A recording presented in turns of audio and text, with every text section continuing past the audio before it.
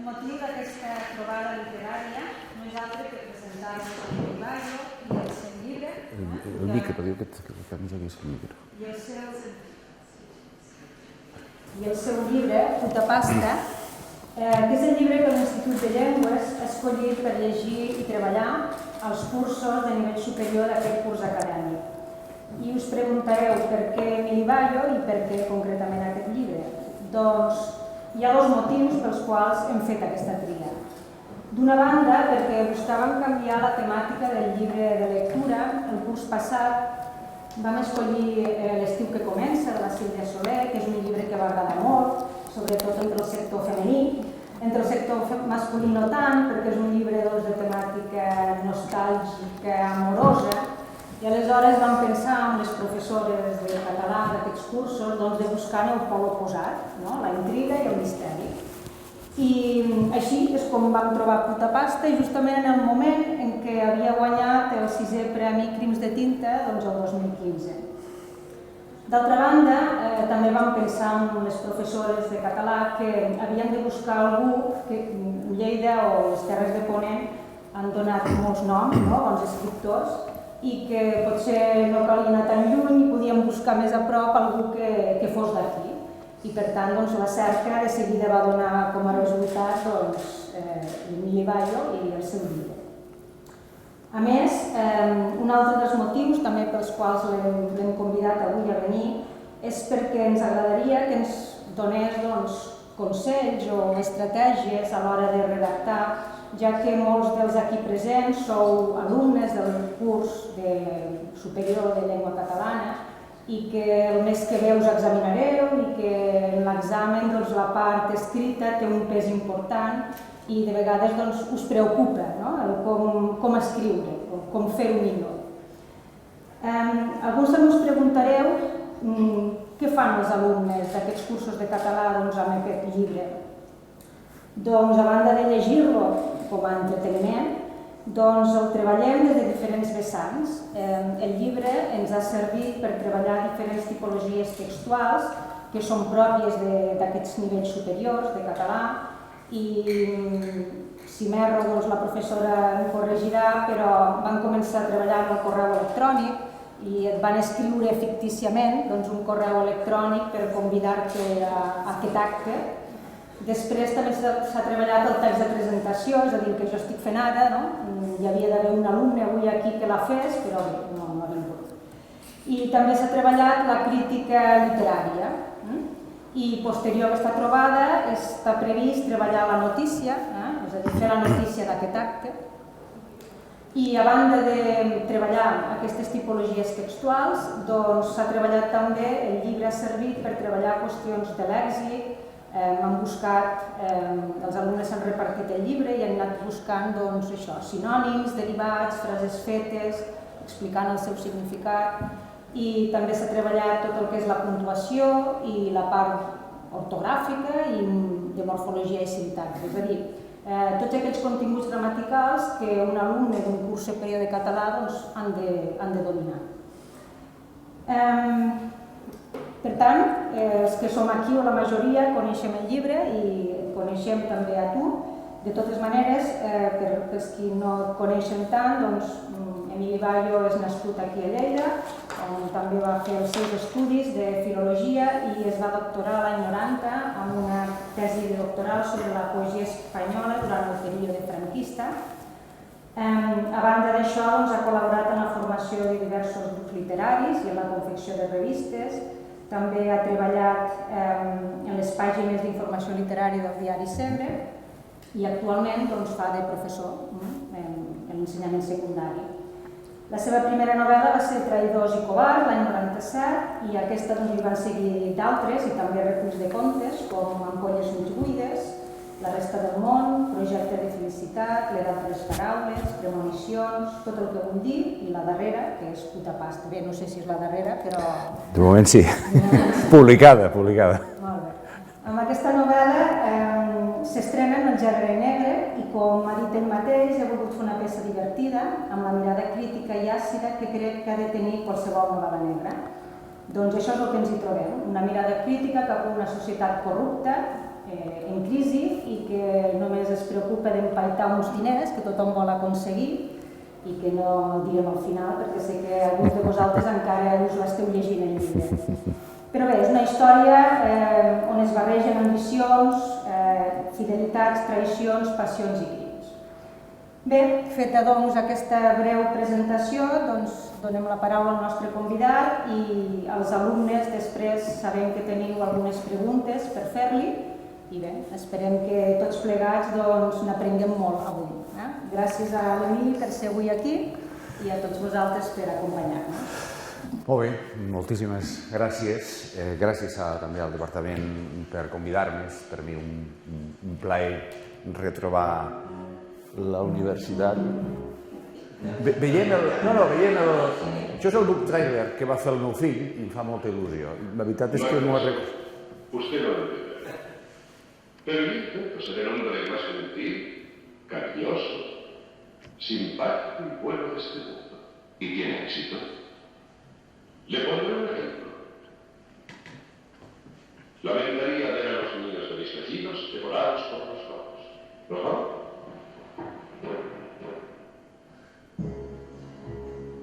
Em dic Marc Ramós i soc negre. Un d'aquests escriptors negres que escrivim a sol i d'amagat perquè altres semblin menys idiotes del que en realitat són. Però la puta crisi havia arruïnat la meva empresa. Estava a punt d'acceptar-ne el fracàs i tancar la barraca quan la vella Verònica, l'antiga xicota del carbó rus, un xoriço del meu antic barri, em va oferir la solució: robar una bossa plena de diners a la casa del diputat on ella treballava. Havia de robar una bossa plena de diners, entrar i sortir, un mínim d'esforç a canvi d'una vida còmoda per sempre, apostar al negre i guanyar, així de senzill. Com podia imaginar-me el que m'esperava dins la casa del diputat? ¿Qué cree que debo pensar sobre mi destino? Y solo usted. Imagínate que me meto la mano en el bolsillo y te doy un rubí de $1 millón. Eres preciosa, niña ingenua y te gustas. Quiero dártelo sin esperar a tener nada a cambio. ¿Lo verías normal? ¿Quién es el rubí? ¿No?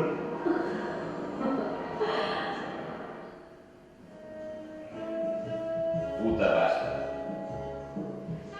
Un escola de personatges arrencats a les pàgines de successos de qualsevol diari actual.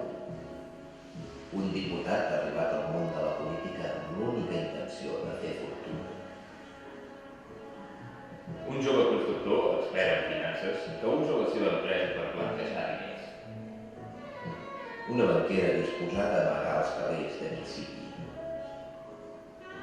Un policia en hores baixes, a punt de ser expulsat del cos, però que no vol anar-se'n de buit. I una secretària vella, molt vella, massa vella. Una secretària que no vol que acabin els seus dies de bellesa esplendorosa sense endur-se una bona picossada de diners. Podria ser l'argument d'una vella pel·lícula en blanc i negre, però per desgràcia és una història de la més estricta actualitat. Una història que parla d'ambicions i desencisos, de fidelitats i traïcions, de passions i crims. I una història que també parla de cinema.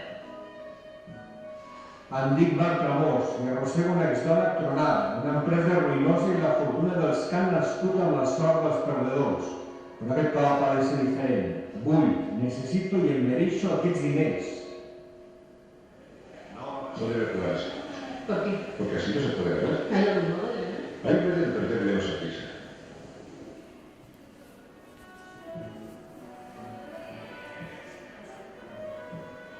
Puta pasta. Una novel·la d'Emili Bayo publicada per Pedro Riano.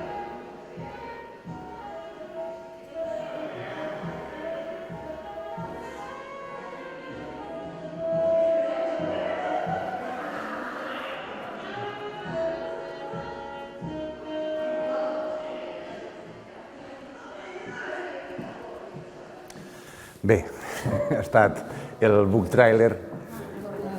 perdó. No entrarem en un bucle.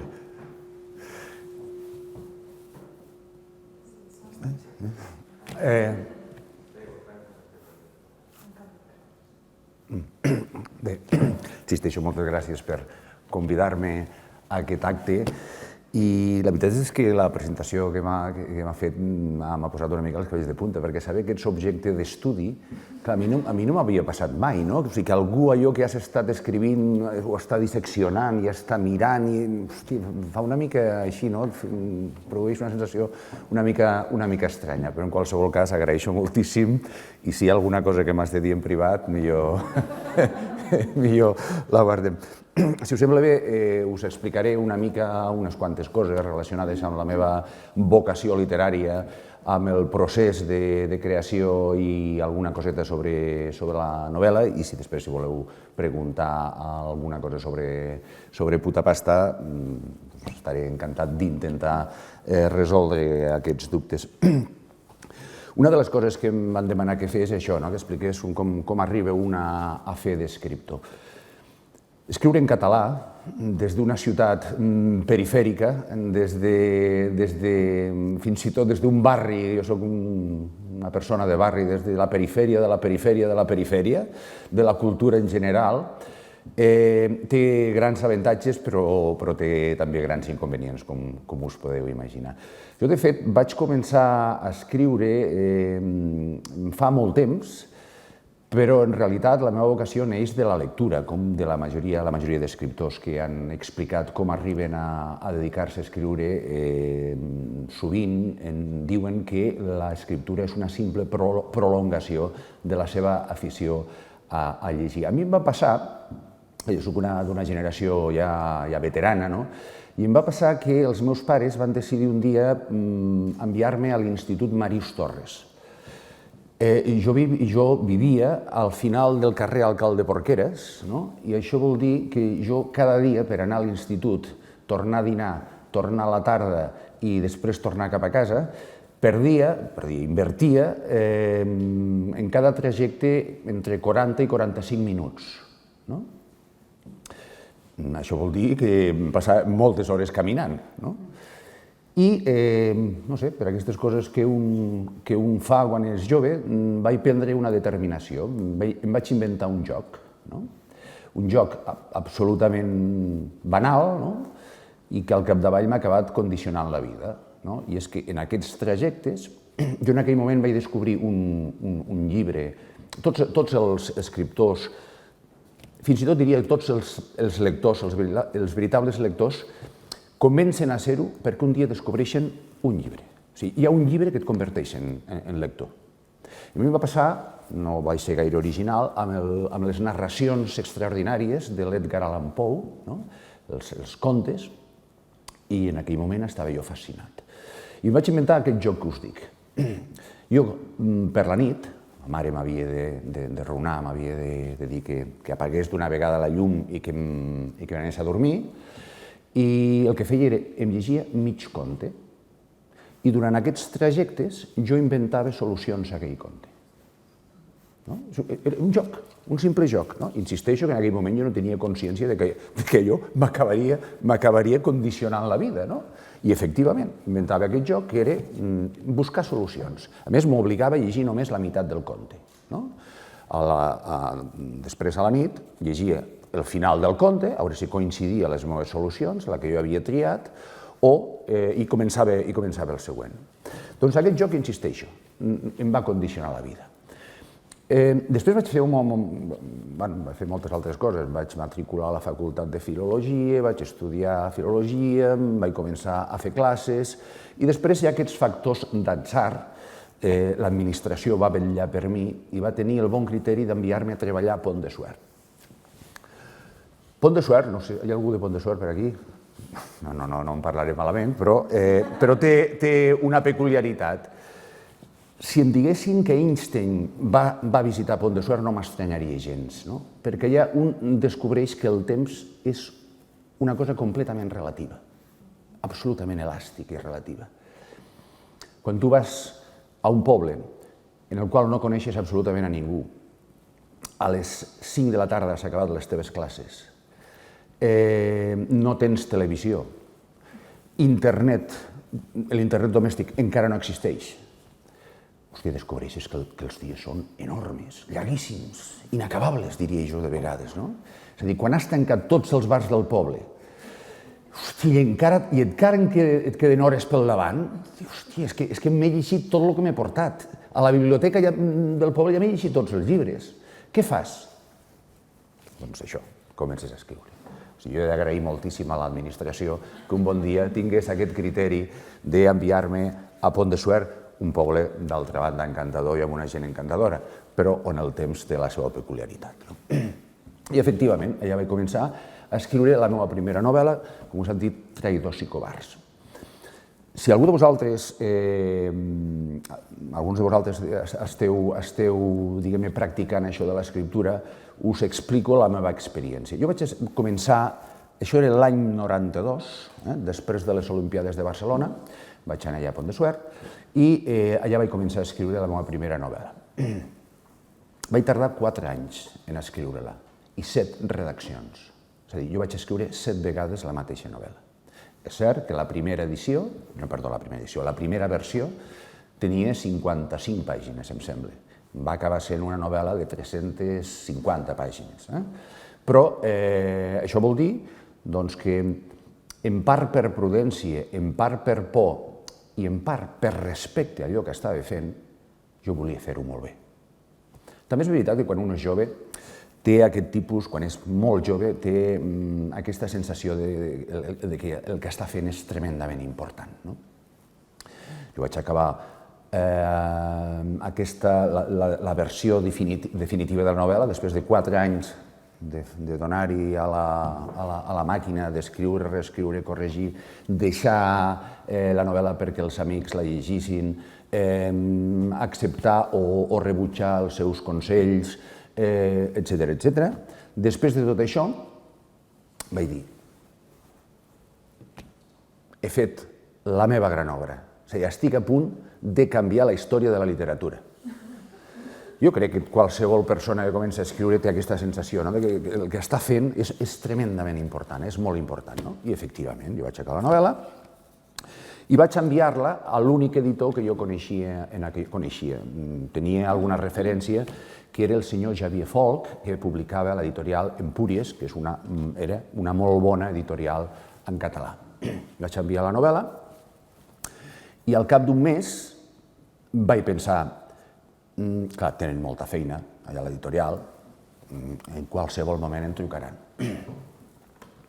Al segon mes vaig pensar que, efectivament, devien tenir unes muntanyes de llibres allà per llegir terribles. El tercer mes em vaig començar a cabrejar. Aquests paios no deuen llegir res. Al quart mes vaig dir, deuen tenir una sala allà i on van apilant els llibres fins que es floreixen. I al cinquè vaig pensar que els utilitzaven per la calefacció de l'edifici i al setè, no sé, vaig anar donant toms a les diverses possibilitats del que estaven fent amb el meu magnífic llibre que havia de canviar la història de la literatura. Al final de l'11è mes vaig rebre una trucada. Jo ja els havia posat a parir, a tots, com us podeu imaginar, no?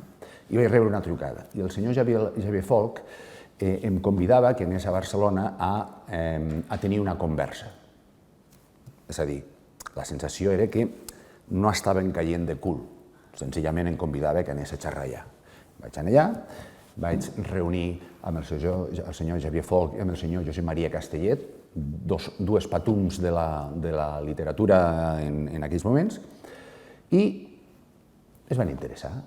Van dir, bueno, ens hem mirat la teva novel·la, no ens desagrada, fixeu-vos el comentari, no ens desagrada, i estem considerant la possibilitat de publicar-la.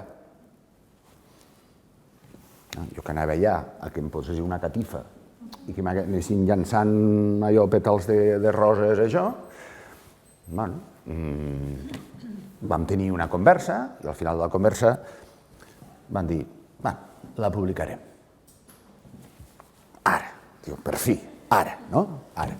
Vam publicar la novel·la, es va fer una edició, em sembla, de 750 exemplars i la primera liquidació que em va arribar s'havien venut uns 300 exemplars. Això en concepte de drets d'autor, un llibre que, no sé, per fer-ho, imaginem que valgués 20 euros, no?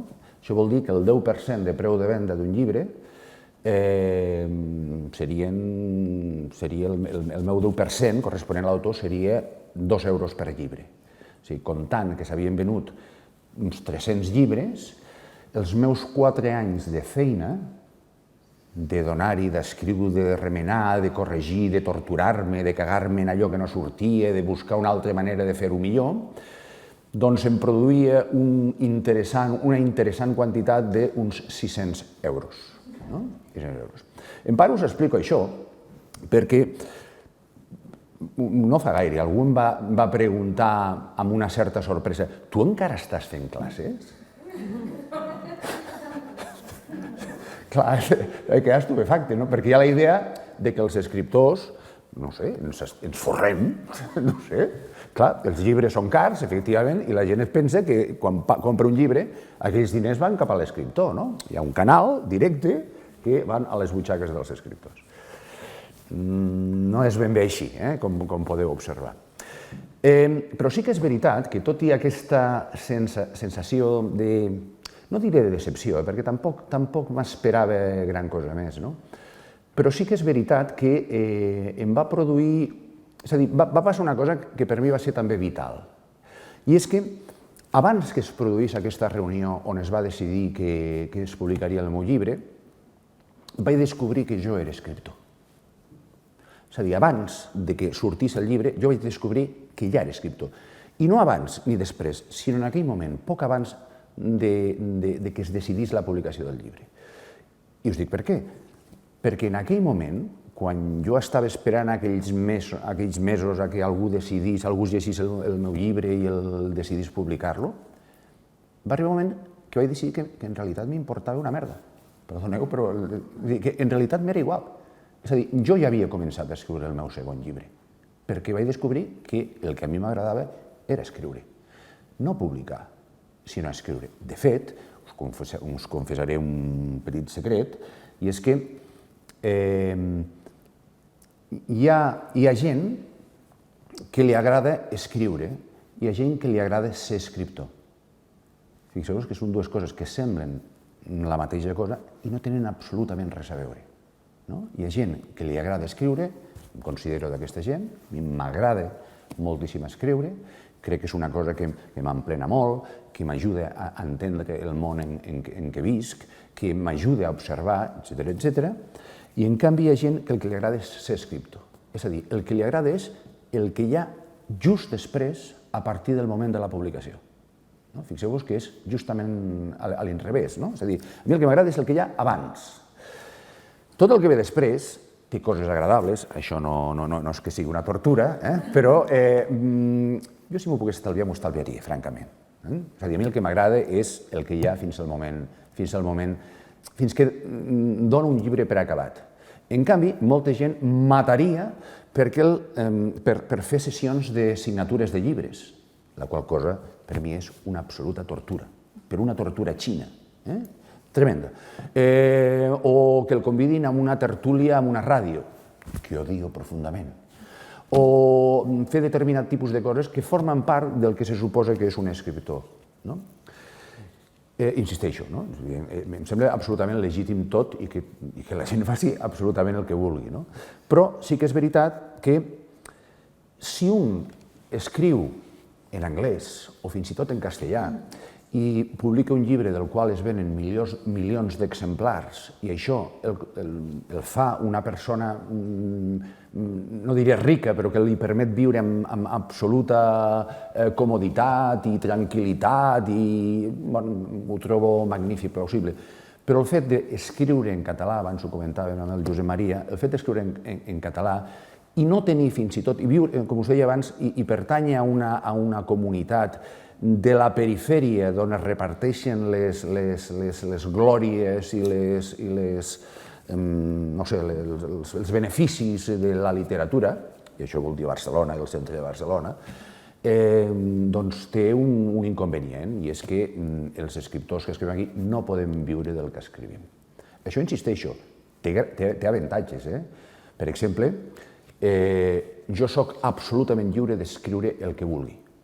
No tinc cap obligació d'escriure ni una cosa ni l'altra. És a dir, què m'apeteix ara? Doncs escriure. Com ningú m'espera, com jo no em guanyo la vida amb això, és un gran avantatge, perquè molt sovint la gent que viu dels seus llibres està obligada a repetir el mateix llibre que els ha donat èxit perquè viuen d'allò. Per què us explico això? Perquè, ja m'acosto, no faré un repàs de la meva evolució, sinó aquí, el fet de tenir ja uns certs anys, doncs garanteix que la trajectòria és llarga. Els últims anys, després també d'un període en el qual jo vaig fer unes altres coses, que vaig fer una editorial, jo sempre he estat relacionat amb el món dels llibres. Perquè veieu, els últims anys jo he publicat 3 llibres absolutament diferents. El 2013, finals del 2013, vaig publicar una novel·la juvenil que es diu Premonicions. No havia fet mai una novel·la juvenil i la vaig fer, i us explico per què, perquè va ser un regal pel meu fill. És a dir, hi ha gent que regala ordinadors, les bicicletes o motos. Jo li vaig regalar una novel·la al meu fill, li vaig fer una novel·la. Pel seu 13è aniversari li vaig escriure una novel·la.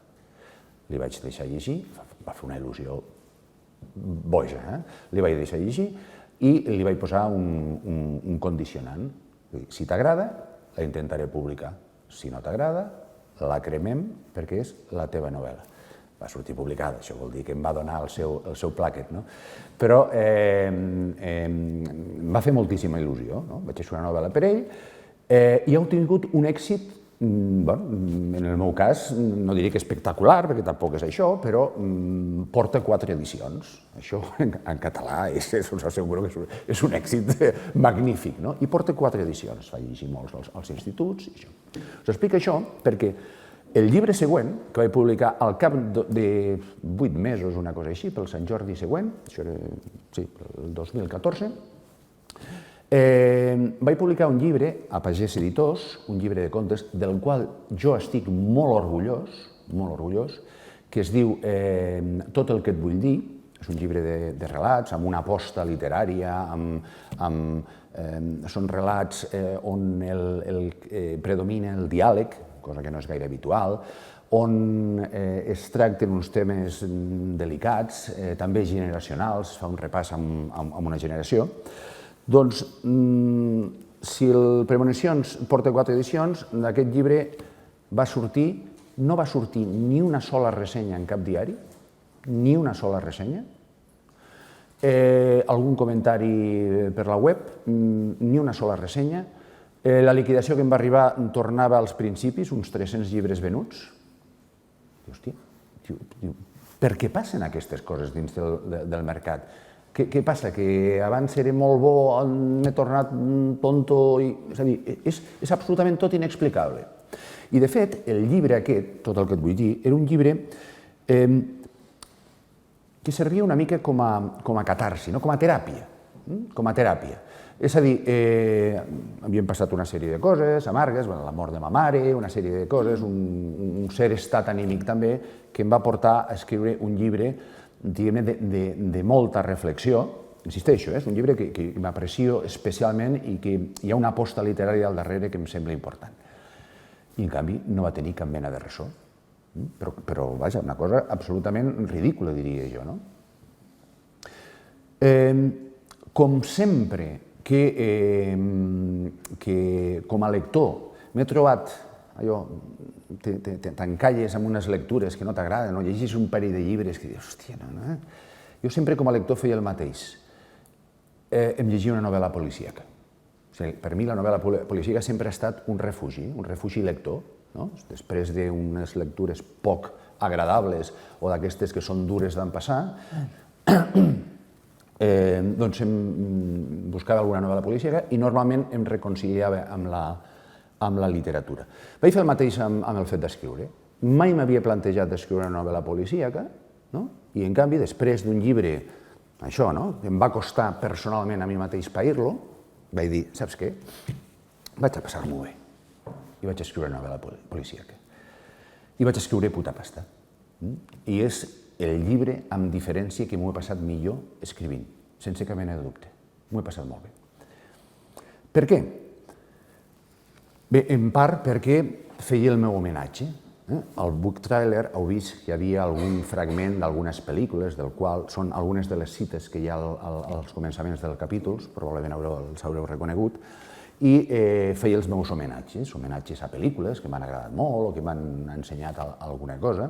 Per tant, era un llibre, això, per explicar coses que m'havien agradat molt, i per tant vaig utilitzar els models, els estereotips de la novel·la policíaca, amb el repte de fer una cosa que fos, no diré novedosa, perquè tampoc tenia grans pretensions, però sí que fos una mica diferent. I aleshores jugo, dins d'aquesta novel·la, jugo a ser clàssic i a ser modern alhora. És a dir, a utilitzar uns estereotips, que reconeixereu evidentment, com sortia aquí al book trailer, la femme fatal, el policia que està descatalogat, que està apartat en un territori que està mig alcoholitzat i que té la seva possibilitat de redempció, l'empresari corrupte, la banquera allò que només pensa en els diners, és a dir, uns estereotips molt clars. El polític corrupte,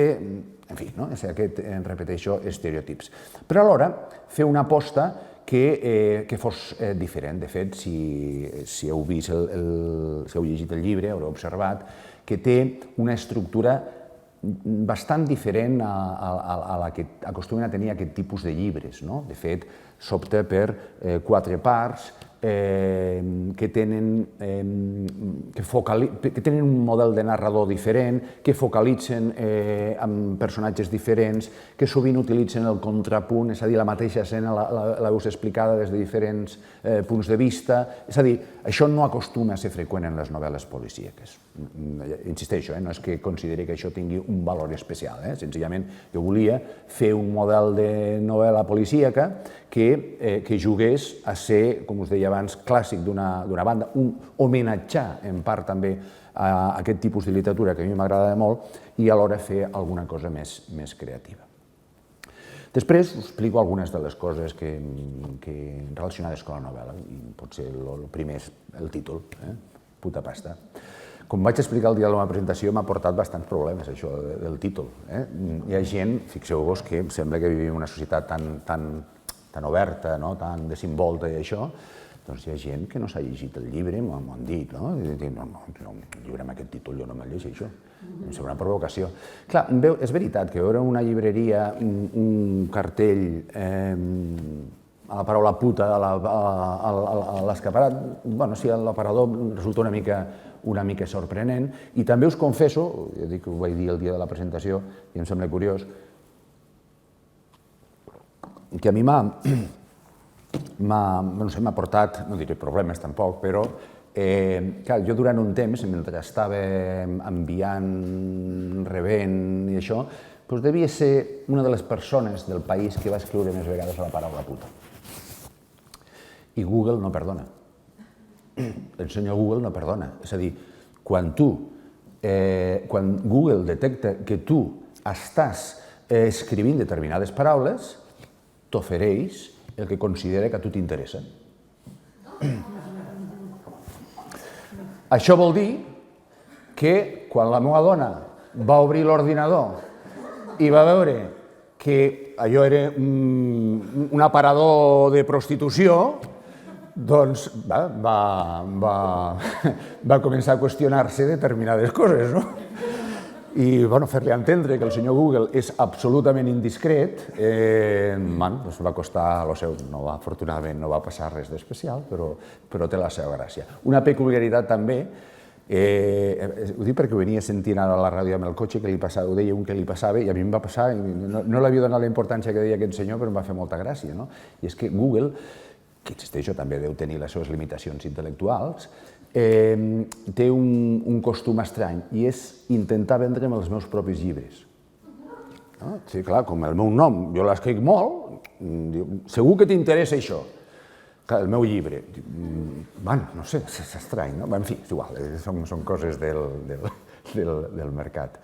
En qualsevol cas, el llibre volia ser alhora una provocació i una declaració d'intencions. El protagonista, el veritable protagonista del llibre no és el Marc Tramós, no és el negre literari, sinó que és la puta pasta. És a dir, aquesta obsessió que acceptem ja com a normal de la necessitat de fer diners com sigui, d'aconseguir diners, i com persones, diguem-ne, normals, acaben obsessionades per aconseguir diners de la manera que sigui. És a dir, tenim aquesta idea de que qualsevol cosa, ens han difós aquesta idea de qualsevol cosa serveix. És a dir, que l'objectiu està clar i és aconseguir diners i, per tant, pertànyer a un estatus social alt, i fins i tot els que ho tenen volen més. Doncs, diguem-ne que és un plantejament molt senzill, com veieu, de la novel·la, però jo considero que qualsevol novel·la ha de tenir unes característiques. Qualsevol novel·la, i especialment una novel·la negra, té uns condicionants. D'una banda, la novel·la negra ha de ser un artefacte literari, ha de funcionar literàriament i ha d'haver una aposta literària. Jo crec que la faig amb una sèrie d'estructures, utilitzant uns mecanismes perquè sigui una lectura àgil. Per exemple, us explico alguns dels trucs, perquè algú em deia, hòstia, m'he començat a llegir la novel·la i m'ha agradat molt, però sobretot perquè una pàgina me'n portava a l'altra, tenia moltes ganes de continuar llegint. Com ho has aconseguit, això? Això no té cap mèrit, això s'estudia a les escoles d'escriptura. És a dir, com aconsegueixo que la gent llegeixi d'una manera ràpida, que tingui molt d'interès? Molt senzill, elimino pràcticament les descripcions o les vaig diluint al llarg de la narració, molt diàleg fresc, l'acció sempre molt ràpida, suprimeixo els fragments en els quals hi ha trànsits, és a dir, si puc evitar explicar com un personatge va d'un lloc a l'altre, millor, és a dir, a còpia de salts. Això ho repeteixo, això té un mèrit relatiu, perquè això s'aprèn. Aleshores, jo volia fer això, una novel·la que fos àgil, que fos ràpida i que oferís una mirada cap a la societat. Jo crec que com a mínim a mi les novel·les negres que m'han interessat i que m'han agradat sempre són mirades normalment àcides cap al món en què vivim. Insisteixo, les pretensions de la novel·la tampoc són fer una crítica brutal de la societat, és una novel·la que, com us he dit, com us he confessat, jo vaig escriure amb el propòsit inicial de passar-m'ho bé, de distreure'm i de fer una cosa més o menys àgil i divertida, i el que no podia defugir era això, és a dir, si jo he de tractar uns personatges com el diputat corrupte, com la banquera, com l'empresari, també allò que fa els seus tripijocs, és a dir, no pots romandre aliè com si això fos normal i fos no res. Per tant, la mirada d'alguns personatges sobre tot això és una mirada crítica i algunes de les pàgines del llibre crec que així ho constaten. Què més us puc explicar? Deia ella que us deia que sobretot per la gent que esteu començant a escriure i això, que expliqués alguna cosa relacionada amb això, la manera d'escriure, com em plantejava la manera d'escriure novel·la. Qualsevol text que tu escrius, això és un consell que a mi em serveix, no té per què ser així, però hi ha consells, jo us dono el meu consell, jo sempre que em plantejo escriure una història, un article, per mi, el més important, el que intento pensar primer és l'última frase del text, fins i tot d'una novel·la, és a dir, com acabarà aquesta novel·la, què serà l'últim que passarà en aquesta novel·la. Ja sé que és un procediment que, insisteixo, us pot servir o podeu trobar una rucada. De fet, la majoria de la gent es pensa d'això, que els escriptors comencem per la primera pàgina i acabem per l'última. Jo us confesso, l'últim que jo escric, el primer que jo escric és l'últim que passa. Després ho canviaré 20 vegades, si convé, però saber a on vas a parar t'ajuda a entendre quin serà el trajecte. És així de senzill. És a dir, si jo parteixo d'un personatge i sé que ha d'acabar d'una determinada manera, l'explicació de l'evolució que ha de seguir el personatge anirà en funció de com acabarà. Per això és tan important. I això és, jo diria que exactament aplicable a qualsevol dels textos que hàgiu d'escriure vosaltres. Si vosaltres us obliguen a fer un text narratiu, però si us obliguen a fer un text descriptiu o us obliguen a fer qualsevol tipus de text, sigui el que sigui, crec que és un bon consell pensar com l'acabareu. Perquè saber com l'acabareu us ajuda a entendre com l'heu d'organitzar. Normalment, la meva experiència docent em diu que de vegades els alumnes no saben exactament com organitzar un text i van acumulant idees d'una manera dispersa, perquè sovint no saben com l'acabaran. El veritable problema és això, és pensar en el final. Quan tu saps com has d'acabar un text, fas tot el procés per conduir el teu discurs cap allà, i això acostuma a produir un text organitzat. Una novel·la és una mica diferent perquè és un text molt llarg, evidentment, i perquè passen moltes coses i perquè hi ha fluctuacions dins de la trama, i sobretot en aquesta novel·la especialment perquè hi ha punts de vista diferents i per tant havia d'explicar diferents coses i diferents personatges. Però l'objectiu en el fons és el mateix, conduir una sèrie de personatges cap a un final determinat.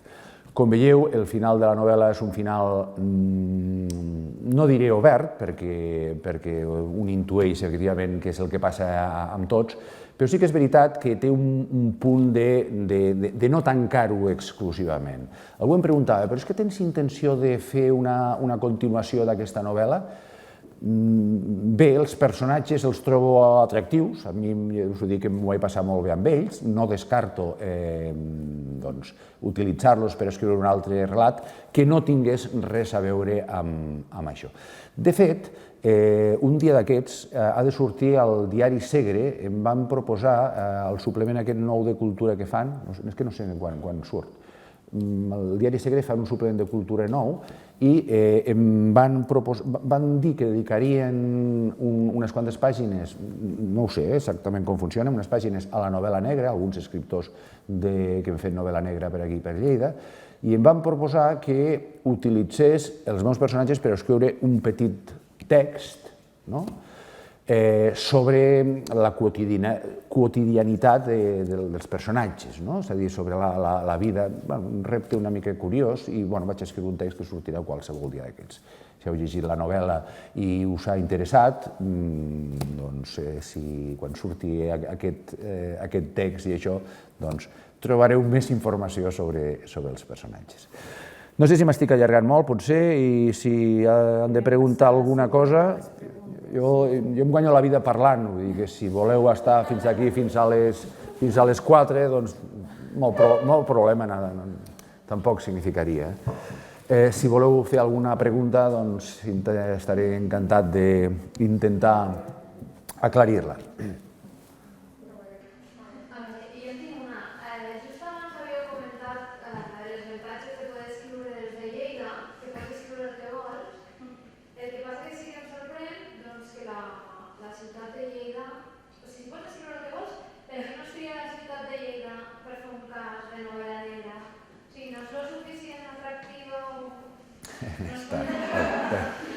Una pregunta dolenta. Mira, quan jo vaig publicar la meva primera novel·la, Talladors i covards, tenia una sensació molt rara. I és que el personatge, el protagonista, un dels protagonistes, era un personatge amb un passat tèrbol, mig anarquista, atracador de bancs, no, però és a dir, un personatge amb un passat tèrbol. I un dels problemes que jo tenia quan ho explicava, i que algú en alguna ressenya va més o menys escriure, no dient-ho així literalment, però ho deixava caure, és que era poc versemblant. Entens? És a dir, el personatge resultava raro que passegés pels carrers de Lleida. Igual s'amaguen als pobles. Igual s'amaguen els pobles. Però fixeu-vos com hi ha de prejudici. Si el mateix personatge passeja pels carrers de Barcelona no hi ha cap problema. És normal. Per què? Perquè hi ha tradició literària. És a dir, quan tu escrius un text literari, no l'escrius des del no-res. No ets nou. Si tu escrius un text en un territori que no té tradició literària, sona estrany, sona raro. Repeteixo, en Barcelona no passa això. Ningú li diu a algú que ha escrit una novel·la que passa a Barcelona que allò és estrany. Perquè a Barcelona pot passar qualsevol cosa. Hi ha aquesta idea. Evidentment que pot passar també aquí, no? Però hi ha aquesta idea. I en canvi, Lleida planteja algun tipus de problema. De fet, a Lleida hi ha molt poca tradició literària. Hi ha grans escriptors? Bueno, sí, hi ha uns quants, sí, però hi ha molt poca tradició de Lleida com a territori literari. Una vegada, quan jo ja us vaig dir que he fet d'editor, un encarregat polític de la ciutat em va dir que em pagava, això no m'hi ha passat mai, i públicament no ho he confessat mai tampoc, em pagava per escriure una novel·la sobre els templers a Lleida. Perquè s'obria el centre d'interpretació i faltava tradició literària per crear un cert glamour a tot això. Bueno, és que a mi els templers que m'interessen molt poc, no? I per tant no ho vaig fer, però insisteixo, no? És a dir, la tradició també es crea, i es crea també des de les institucions. És a dir, aquest tipus de... És a dir, per què Tarragona té més glamour literari que Lleida? Però té, O sigui, Tarragona té molta més tradició d'espai literari que no pas Lleida. Per què? No sé, jo us dic, quan jo vaig escriure la meva primera novel·la, jo crec que era la primera novel·la en la qual els protagonistes actuaven a Lleida. Hi havia textos, hi havia contes, sobretot, i això, però novel·les que passessin a Lleida, contemporànies, ni una. Que raro, és estrany, no? Doncs mira. Aviam, no és que li vulgui donar cap valor, té el valor que té. Jo vaig a visitar Lleida perquè és el meu territori, i no per dir, no, hòstia, faré una cosa completament nova. I puta pasta em vaig plantejar què feia. I tampoc és com... En fi, no puc fer gaires... Però tinc un altre text que està ambientat exclusivament a Lleida, que ja veurem si això serà publicat, i que el tracta com a territori d'això, de novel·la negra. El que passa que m'interessava, per raons de l'argument, m'interessava que el protagonista estigués a Barcelona, i per això vaig jugar amb dos espais. I algunes dels episodis passa a Lleida i altres a Barcelona, per una simple raó argumental, no perquè digués, hòstia, ara que estic a la policia que me'n vaig a Barcelona. No. La major part de les meves novel·les passen a Lleida, però insisteixo, no per cap mèrit, sinó perquè és l'espai que jo conec i que domino i en el que vull que els meus personatges es moguin. No sé si he respost. Sí? Bueno, digues. Primer volia felicitar les obres, perquè jo no era especialment amant de la novel·la negra. I volia preguntar el motiu per el qual va decidir estructurar la novel·la a partir de 3 veus del mar de la Bíblia. Sí, normalment la novel·la negra tradicional té dues opcions. O bé la veu del mateix personatge en primera persona, i que t'explica el drama personal que suposa ser un marginat o ser un... Facilita una mirada crítica sobre el món, aquesta veu en primera persona, perquè és més fàcil expressar opinions, o bé s'opta per una tercera persona, per un narrador omniscient, que sap tot el que passa i que permet una descripció més, diguem-ne, més detallada del que vols. Depèn del propòsit que tu tens. És a dir, si jo vull fer una novel·la amb un punt crític especial, vull subratllar la meva crítica sobre el món, utilitzaré el narrador en primera persona. Crearé un personatge, un narrador, que tingui una mirada molt decebuda sobre el món i que sigui especialment crític. Si en realitat el que vull és mostrar les misèries del món sense un posicionament però mostrar-ho, que és una altra manera de fer les coses, triaré un narrador omniscient en tercera persona. Per què faig jo això? Doncs justament perquè jo ho vull tot. Perquè jo ho vull tot, no? És a dir, d'una banda utilitzo un narrador en primera persona perquè m'interessa molt aquesta mirada crítica, àcida, desencantada, perquè el seu humor, del qual no he parlat, però espero que us hagi agradat algunes de les coses, buscava un humor, això, àcid, que furgués en alguns dels problemes de la nostra societat. I volia un personatge que en certa manera se'n rigués de tot això, però des del voler i doler, és a dir, el protagonista, el Marc Tramós, un dels protagonistes, ell vol els diners, però alhora ell veu que tot això és un desastre, que és una merda, és a dir, aquest voler i doler em semblava un posicionament interessant. Per una altra banda necessitava això, necessitava mostrar uns determinats personatges, necessitava que es veiés com és la banquera, no la mirada que té el narrador sobre aquell personatge, sinó oferir com és aquell personatge, o com actua el diputat. Entens, no? Aquesta dualitat de perspectives em va semblar interessant. I això, insisteixo, també és pura tècnica. Clar, quan un escriu i quan un s'hi fica a escriure una novel·la, si algú de vosaltres té les aficions o les ganes o el temps lliure que això significa, quan un escriu o proposa això, pren contínuament aquest tipus de decisions. Clar, si tu tens molta informació tècnica, les prens més o menys conscientment. Si no, molta gent ho fa a cegues, ho fa perquè li sona com ho ha llegit, i això no vol dir que no sigui ben fet. És a dir, un pren contínuament decisions. Com faig parlar al meu personatge? Per exemple, us explico, vosaltres que estudieu llengua, un dels veritables problemes de qualsevol persona que escriu en català i que escriu novel·la negra és el llenguatge. Quina llengua? Com parlen els xoriços catalans? Algú m'ho pot explicar? No hi ha resposta per això. Durant molt temps es va pensar que no existien els xoriços catalans. És a dir, que els xoriços només parlaven en castellà. En castellà no existeix aquest problema. Afortunadament, el clan Pujol ha fet molt pels escriptors de novel·la negra perquè ha demostrat que es pot ser un xoriço i tenir un català d'acadèmic.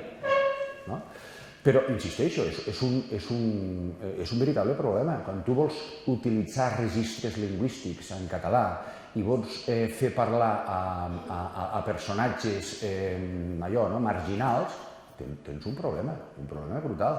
És el mateix problema, fixeu-vos, que van tenir als anys 60 i 70 quan va començar a publicar-se la famosa col·lecció La cua de palla, que és la primera col·lecció, en un moment en el qual es buscaven nous lectors en català i sobretot un tipus de literatura que arribés a la gent, diguem-ne, que no eren especialistes en català, sinó que buscaven un públic majoritari, es va pensar i es va llançar la col·lecció La cua de palla, que va ser la primera col·lecció de novel·la policíaca.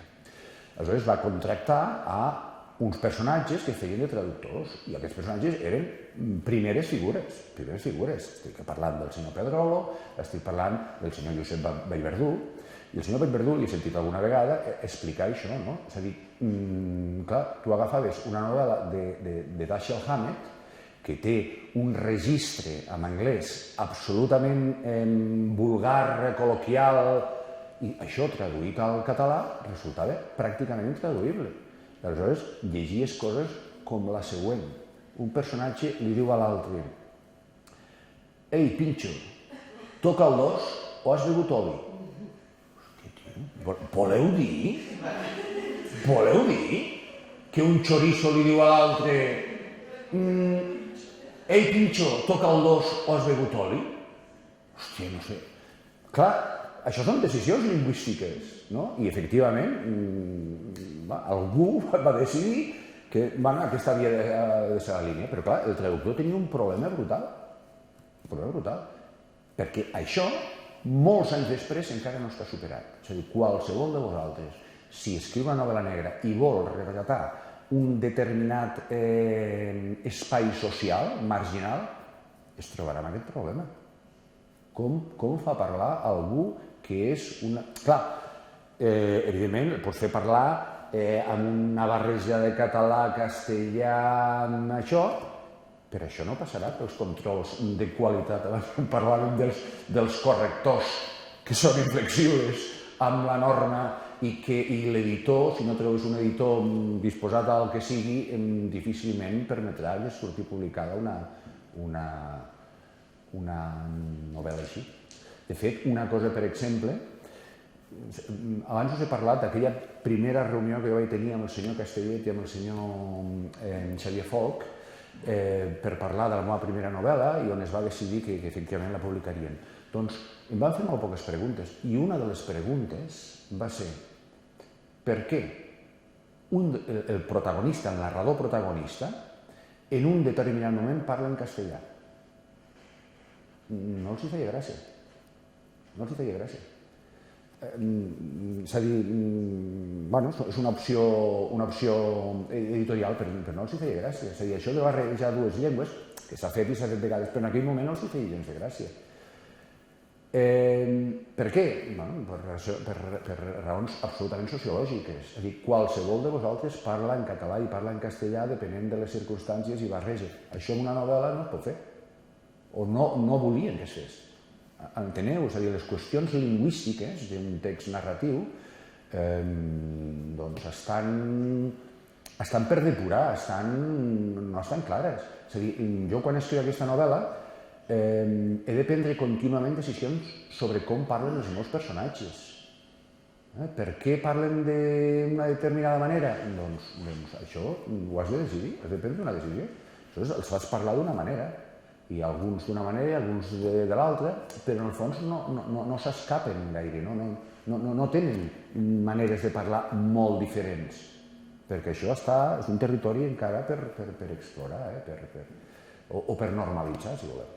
En fi, això són discussions també tècniques, però insisteixo, quan tu escrius has de prendre decisions contínuament sobre com parlen, sobre com estructura el text, i això és el que fa tan encantador per mi des del meu punt de vista escriure.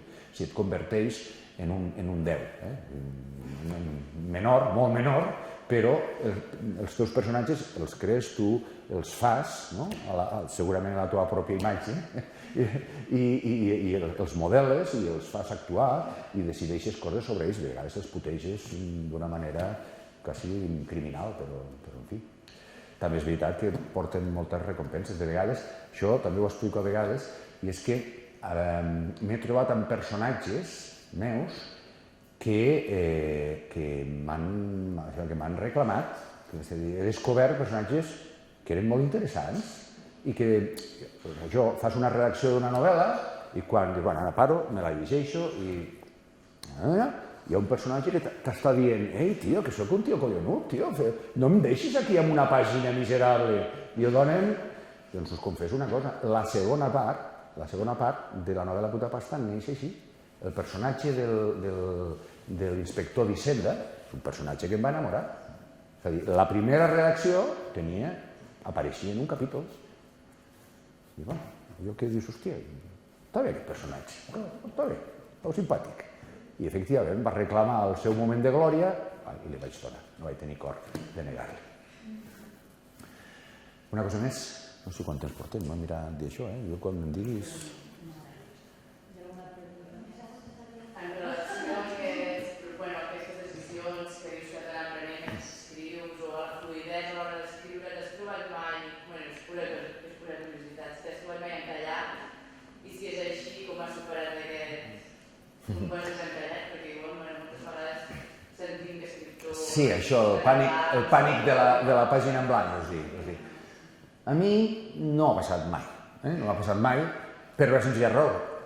Són els avantatges que us deia abans que ningú m'espera. Ningú m'espera, vull dir que no he de lliurar una obra el mes de tal perquè m'he compromès amb l'editor, perquè m'ha avançat una borrada de diners i he de complir. No, no és el cas. Per tant, això em dona molta llibertat. I com em dona molta llibertat, també em trobo molt tranquil. És a dir, si vull escriure, escric, i si no escric, o si m'encallo, o si veig que hi ha alguna cosa que m'està agradant, saps què faig? I una altra. De fet, aquesta novel·la, que vosaltres heu llegit, està feta en paral·lel amb una altra, que encara no he publicat, i això sí que és una cosa rara, cadascú és com és, clar. És a dir, jo vaig començar a escriure Puta Pasta, vaig fer una primera versió, i m'autoimposo un període de repòs.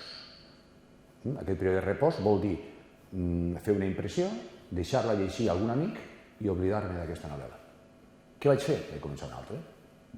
Per el que us he dit abans, jo soc escriptor, a mi el que m'agrada és escriure. Si després la gent llegeix els meus llibres, això, fabulos, però a mi el que m'agrada és escriure.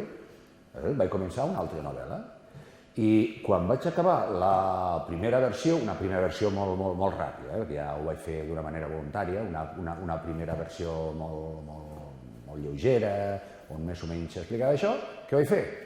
Vaig parar, vaig ficar en un calaix, reposar, i vaig tornar a agafar la primera, la Puta Pasta. I així vaig anar alternant dues novel·les. No és un procediment gaire habitual, del que em diuen els meus amics escriptors, però a mi em va servir per això. I el resultat sou vosaltres, els que evidentment ho heu de valorar, no? Però sí, un decideix fer... És a dir, la relació que estableixes amb el teu fill, que és el llibre, la decideixes tu. Hi ha gent, per exemple, que acompanya el seu fill durant molts anys. És a dir, hi ha gent que em trobo que va publicar un llibre fa 2 anys i me'ls trobo a presentacions de llibres, ara fan una borrada de fires de novel·la policíaca. Aquest dissabte vaig a Tiana Negra, m'han convidat a un festival de novel·la policíaca. Com l'editor m'ha posat una pistola al pit, doncs ja aniré. En fi, i aleshores trobes gent que el que li agrada, com us deia abans, era ser escriptor. No escriure, sinó ser escriptor. I per tant han escrit un llibre i procuraré explotar-lo tant com poden. I em trobaré gent allà que presentarà un llibre que va sortir fa 2 anys. Que això, amb novel·la policíaca, és la prehistòria. Un llibre de 2 anys, si no és un llibre que hagi tingut un boom editorial brutal, és un llibre bellíssim. Perquè actualment passa això, els llibres envelleixen, sobretot les novel·les, envelleixen amb una velocitat espectacular. Això és fruit d'un sistema editorial, diguem-ne, curiós, per dir-ho d'alguna manera. Dic això perquè jo vaig tenir la sort que la meva primera novel·la policíaca la presento al millor premi que hi ha de novel·la policíaca en català i el guanyo. És una sort, no és que estigui aquí presumint, és una sort immensa. Per què? Perquè els criteris amb els quals es trien els guanyadors i això són inexplicables. És a dir, a vegades guanyen uns llibres absolutament horrorosos i en canvi surten publicats llibres que no han guanyat, que s'han presentat i no han guanyat i són infinitament millors. Per què? Jo què sé, perquè el jurat no va estar al cas o perquè senzillament hi havia interessos pel mig. En fi, passen coses molt estranyes. Per tant, insisteixo, quan un publica, sobretot algú de vosaltres, algun dels que comenceu a escriure, vol escriure alguna cosa i vol publicar-la, que no es desesperi. El món editorial està absolutament boig, és absolutament boig. Hi ha exemples, moltíssims exemples, no entraré en això perquè molts d'ells són coneguts, però els criteris que s'utilitzen són... Clar, és que no vull donar noms, però hi ha gent que publica uns llibres que són absolutament infectes, que estan escrits per gent que no sap escriure. I estan a les llibreries. Això no vull dir que jo sigui bo, hi ha gent que no sap escriure i publica un llibre. i publica un llibre. Per què? Doncs perquè qualsevol considera que és un escriptor. Si un sap escriure és un escriptor. I com sempre hi ha un editor disposat a publicar-li, el mercat editorial està bastant aviciat per això. És a dir, si tu vas a un editor, un determinat tipus d'editor, li portes un llibre i li dius jo tinc a Facebook 800 amics, te'l publica. Te'l publica sense llegir-se'l. Per què? Perquè sap que vendrà 200 exemplars, 300 exemplars, i amb això ja paga les despeses de la impressió. Enteneu? És clar, què els hi passa als llibreters? Hòstia, que tenen les llibreries plenes de llibres, però plenes de llibres, molts dels quals són escandalosament dolents. Insisteixo, no estic parlant de que si no és que m'estigui comparant, sinó que jo com a lector de vegades compro, us explico també una anècdota, un dia em toca signar llibres al costat d'una persona, tampoc diré el nom del qual, jo no coneixia, però comença a passar gent allà signant, això de signar llibres ja us he dit que és una tortura xina, i tu de tant en tant apareix algú, jo no em puc queixar, soc més o menys conegut i no em puc queixar, i va signant, al costat tens un que està mirant el cel i mirant com que passa durant tota l'hora que estàs allà i signa un llibre, i al costat tenia una persona que no parava de signar llibres. Una cosa, qui és aquest? Una persona, un escriptor de Lleida que no conec i que no para de signar llibres. Total que quan vam acabar la sessió vaig anar cap a dintre i vaig agafar un llibre i vaig a comprar un llibre.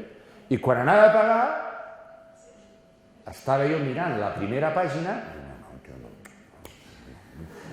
La primera pàgina, un no es pot equivocar quan escriu la primera pàgina. Hi havia 3 o 4 errors de sintaxi. Hòstia, tio, jo no vull llegir això. Això, aquest tipus de coses passen. Per què? Insisteixo, perquè a l'editor li importa un pito. Perquè el que vol és vendre llibres. L'editor és un empresari que vol vendre llibres. Sigui com sigui, això. És a dir, no li importa res la qualitat literària. I això ho entén, És a dir, té un negoci. I el seu negoci és fer llibres i intentar vendre'ls. Ara bé, que això competeixi en la mateixa categoria que qualsevol altre llibre que estigui ben escrit, que hagi passat un filtre, que tingui una qualitat que es pugui demostrar, la qual cosa és molt difícil, però que competeixin a la mateixa lliga, em sembla una cosa rara. Per què? Perquè hi ha molts llibres que passen absolutament desapercebuts, que són boníssims, però que no tenen espai a les llibreries. No tenen espai, i són molt bons, però no tenen espai perquè els prestatges estan copats per això, per llibres oportunistes, per llibres que, insisteixo, que no estan ben fets. Això és una opinió, insisteixo, sé que és una opinió interessada, perquè jo me dic això, però estic parlant també, i amb molta sinceritat, com a lector. Em costa molt trobar els llibres que a mi m'agraden. Per què? La llibreria està plena de llibres molt dolents, però molt dolents.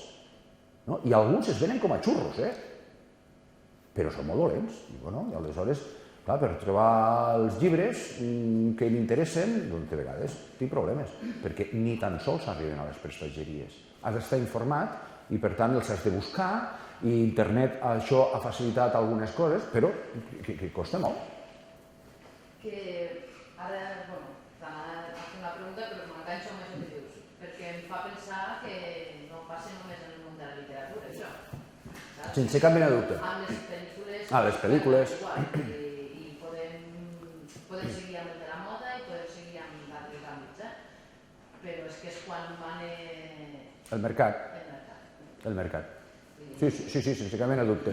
El que passa és que, de tota manera, és a dir, jo no seré d'aquest tipus d'escriptor que rebutja allò que té èxit, en absolut, és a dir, hi ha coses que tenen èxit i que són molt bones, i que estan molt ben escrites. Hi ha grans obres que han estat èxits mundials, i són grans obres. Sí, per això, que el mercat funciona d'una manera diferent, però de vegades coincideixen, és a dir, que és possible. Ara, el mercat de vegades amaga coses que podrien tenir el seu èxit, que podrien ser perfectament comercials i que no hi arriben. Bueno, ja ho deixes clar que la política també. La política també. I penso que també té un paper important el màrqueting. El màrqueting, sí. El màrqueting, i això que us deia, insisteixo, cadascú és lliure de fer el que vulgui, és a dir, no és crítica, però hi ha gent que el que fa és, hi ha escriptors que a part de ser escriptors són venedors de llibres. Clar, a un editor li interessa molt, és a dir, hi ha determinat tipus d'escriptor que si porta el seu llibre a l'editorial li publiquen segur. Per què? Perquè estarà venent aquest llibre durant 2 anys, com us deia abans, i l'estarà venent, i anirà a qualsevol lloc, i es prestarà a qualsevol cosa, fins i tot qualsevol obligació, per poder vendre el seu llibre. Insisteixo que cadascú fa el que vulgui i és perfectament legítim. A mi tot això em produeix un cert malestar, per dir-ho d'alguna manera, i per tant, si puc evitar-ho, ho evito. Ara, és legítim. Sí, digues. Que m'han agradat molt els personatges en general tots, i m'ha agradat el punt de l'Avero de buscar-vides, i de com se'n surt, i de la intel·ligència i la manera de muntar l'estratègia per sortir-ne vencedora. Suposo que haureu reconegut una femme fatal, això de pel·lícules que heu vist i ameses. El que és que la meva connexió parlant amb de Lleida, sent d'aquí, intentes buscar pel carrer aquesta persona i normalment no té un èxit tan... Sí. I llavors m'he preguntat quines influències de la teva vida personal trets a l'hora d'escriure llibres. També és una pregunta dolenta. També és una pregunta dolenta. Parla de influències literàries i de cinema, que parla de la policia que hi ha que refugies, però clar, necessites una part de tu, no? Jo crec que sempre que escrius ets tu, és allò, la famosa frase de Flaubert, Madame Bovary soc jo, i tot el que escric, la Verònica també soc jo, és a dir, físicament és evident que no, però també, és a dir, quan tu escrius, tot surt del mateix lloc, per tant, d'alguna manera estàs projectant els diferents gustos positius o negatius que tens dintre teu, i per tant és evident que el que surt d'allà és d'alguna manera jo. Ara, em reconec amb algun dels meus personatges? No, ni tan sols amb el Marc Tramós, que fa de negre literari, i jo he fet de negre literari, que ha escrit una novel·la, jo he escrit alguna novel·la, que s'enamora bojament o que... En fi, una sèrie de coses que, efectivament, si he de triar algun dels personatges, segurament el que més proper m'hi sento és el de l'Altamor. Però, pobre, és que rep tants pals, tampoc m'hi vull identificar especialment, no? Perquè... Jo pensava en el periodista. El periodista, efectivament, també, pobre... Bueno, en fi... Efectivament, doncs, tots aquests personatges són fruit d'una, jo diria que quasi d'una manera d'entendre la vida, i per tant, tots aquests personatges, cap d'ells és una part meva, però no deixa de ser-ho tampoc. És difícil, suposo, d'explicar, però qualsevol que hagi escrit un text d'aquest llarg, hi ha personatges i això, jo crec que m'entendrà, i és que ets tu. En un determinat moment els personatges trien maneres de comportar-se que tu has decidit. I si les has decidit és per alguna cosa.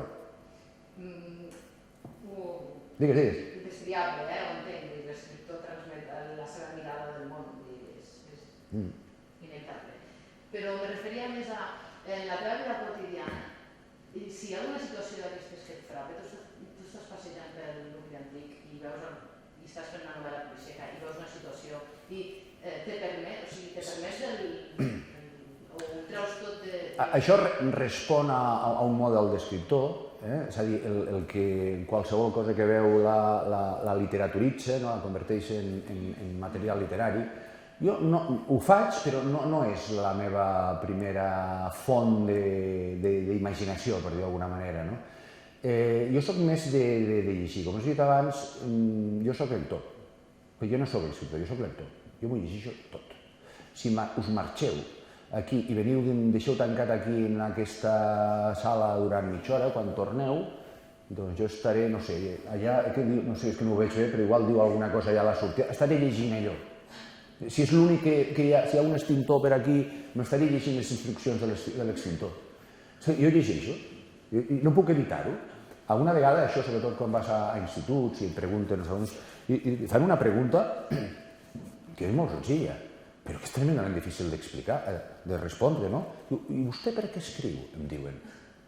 Hòstia, per què? És una pregunta molt cabrona. Per què escric? I la resposta que utilitzo és igual de senzilla que la pregunta. Diu, perquè no puc no escriure. Enteneu? És a dir, perquè forma part de la meva vida i necessito explicar-me històries. A mi m'han explicat, no sé, em devien explicar o molts contes o molts pocs contes de petit, no? I quan anaves al llit, no sé, tenia alguna mancança, no érem 5 germans, suposo que això també condiciona i jo era petit per això, i havia d'estar una mica més mimat, no? Però, no sé, que tenia alguna mancança. I això què vol dir? Doncs que jo m'explico històries. Igual, de la mateixa manera que quan anava a caminar a l'institut m'explicava una història nova, buscava una alternativa, doncs ara faig el mateix. M'explico històries que no conec. La puta pasta és una novel·la, una història que no conec.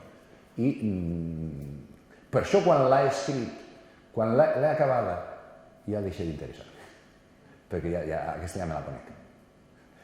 Això em passa, és a dir, vaig a parlar a llocs d'una novel·la, la pasta encara la tinc una mica recent, però em conviden a parlar i em fan preguntes, ni me'n recordo, jo què sé. I per què aquest personatge fa això? Jo què sé. No sé, però això ho vaig escriure fa 3 anys. Si ara, i pel camí hi ha 3 històries diferents que m'han obsedit i que m'he estat... Perquè escriure té aquest punt de passió, en el meu cas, i suposo que en la major part d'escriptors, i és que et transporten a un món absolutament nou en el qual tu ets el rei. Tu decideixes. Però, clar, dius, hosti, tu no fas classes, no treballes, quan escrius tu?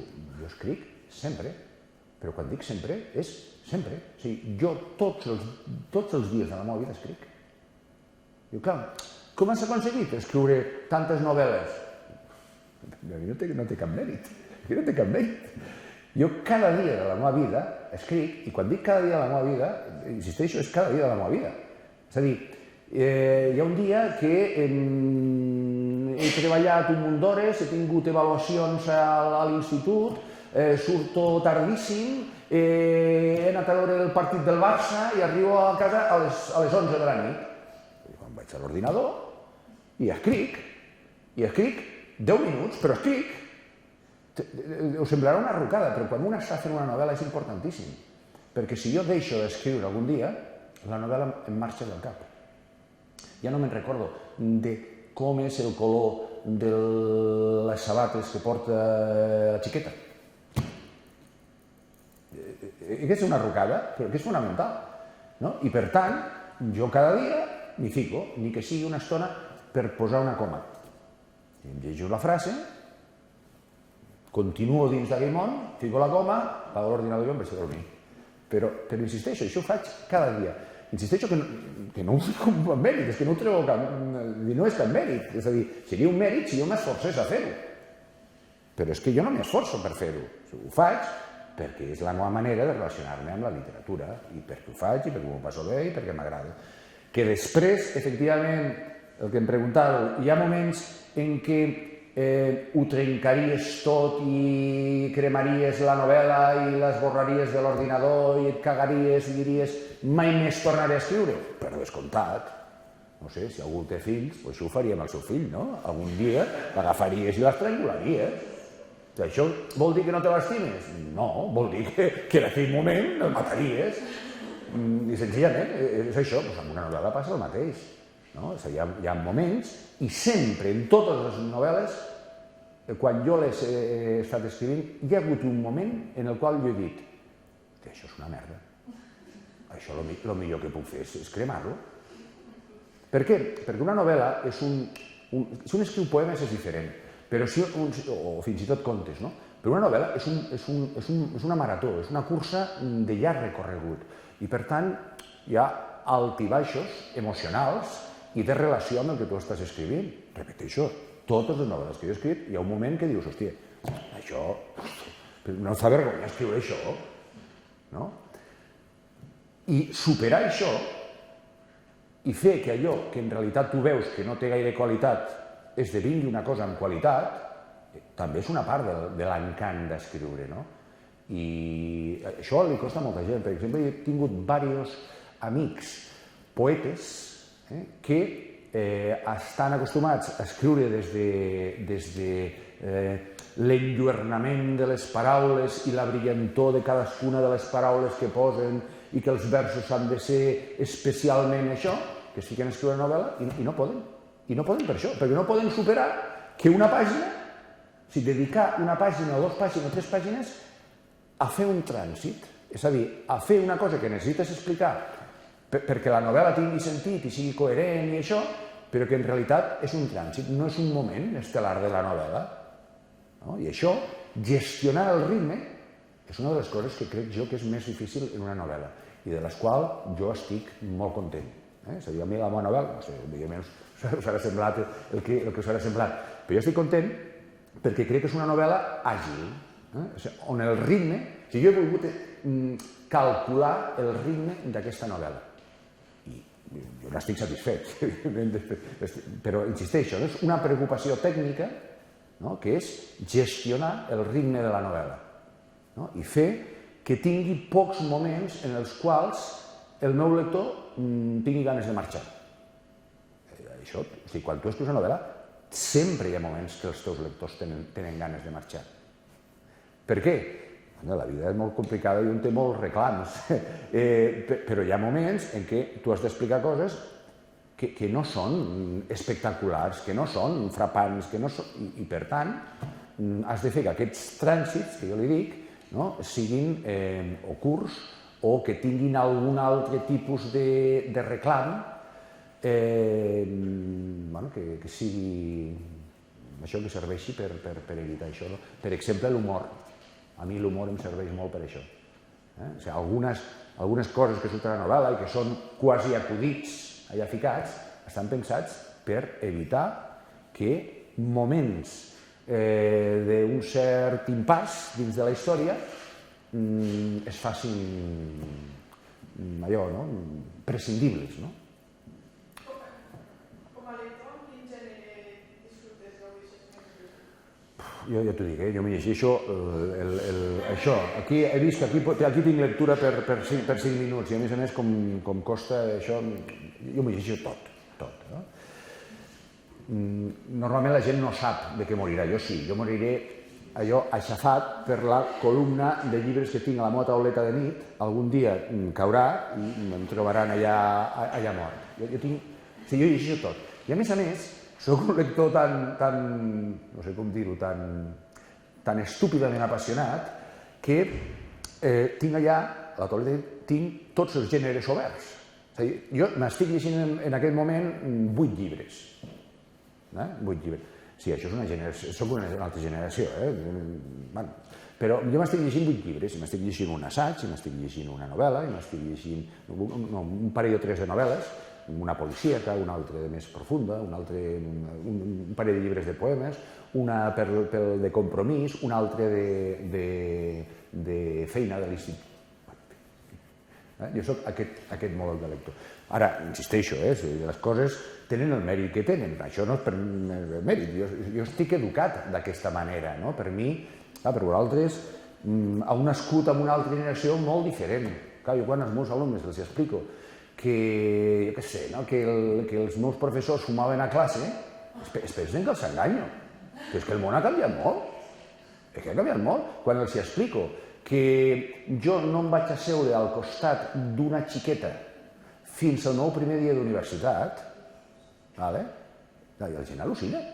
Els meus alumnes diuen, tio, què estàs inventant?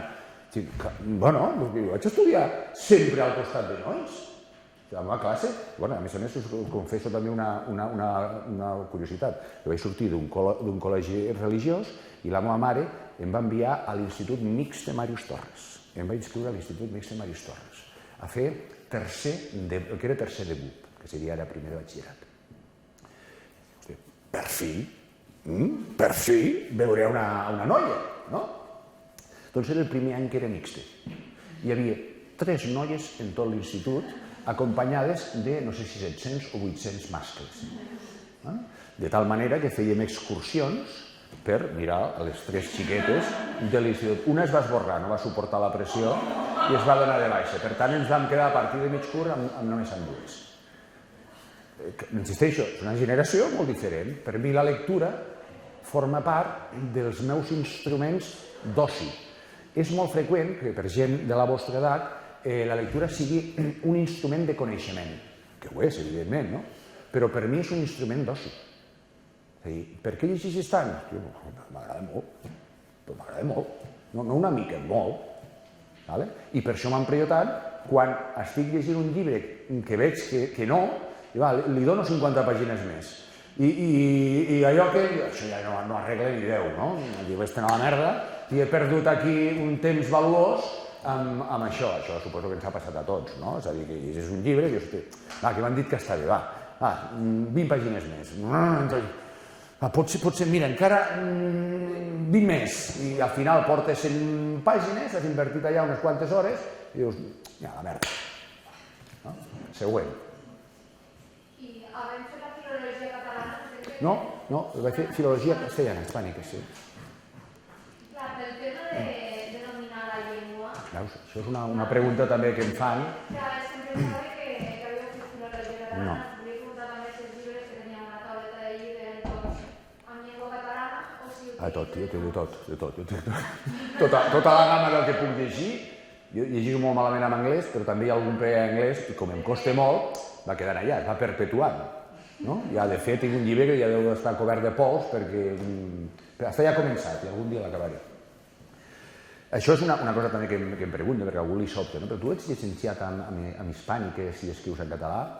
La meva llengua materna és el castellà. La meva llengua materna. I, de fet, quan jo vaig començar a escriure, em vaig plantejar el repte d'escriure una novel·la en català.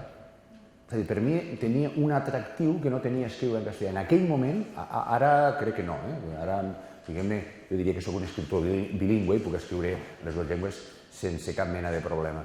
Però en aquell moment, per mi, escriure en català plantejava un repte.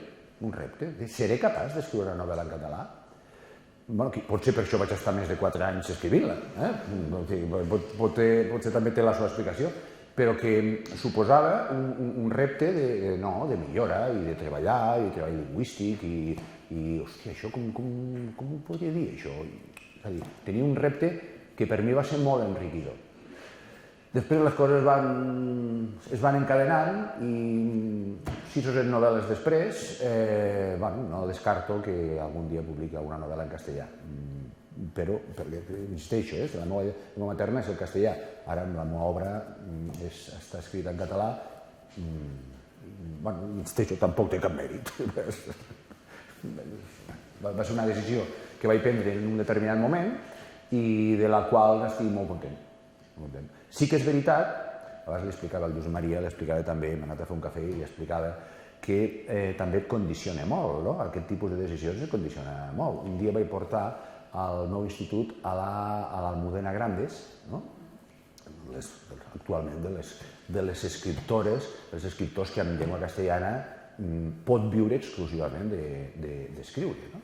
Un dia la portava al meu cotxe, la portava al meu institut i acabava de treure Los aires difíciles. La portava allà i feia una mica de presentació i això.